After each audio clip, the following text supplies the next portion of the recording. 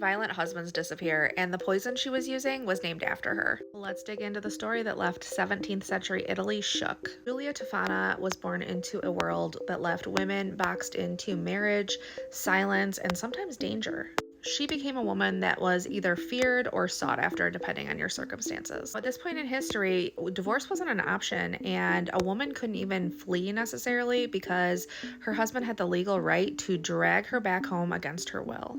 Now, most of her clients were women. They were wives that were trapped in abusive and impossible marriages. These women came to her desperately seeking an escape, which is not something that the church or the law offered at that point in time. History says that she sold a product called Aqua Tofana, a product that would become a legend. Aqua Tofana was packaged as a cosmetic product, but it actually contained arsenic. And no, you couldn't just walk into her shop and buy it right off the shelf. She personally vetted every single situation and every single person involved in each and every situation. She meticulously handpicked every single client she chose to help. After Giulia would go through the vetting process, she would investigate the situation, make sure there was no other option or way out.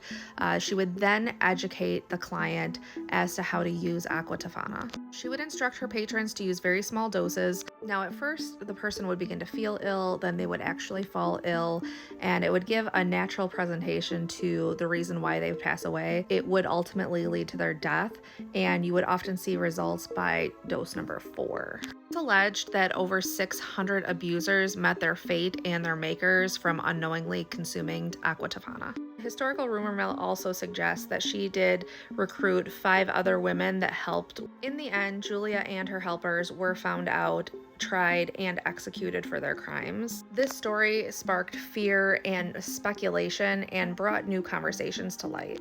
Brought to light how desperate some women's situations were. This is not about glamorizing violence by any means, but it is meant to hold up a historical mirror. It shows what happens when people don't have a legal or a safe option.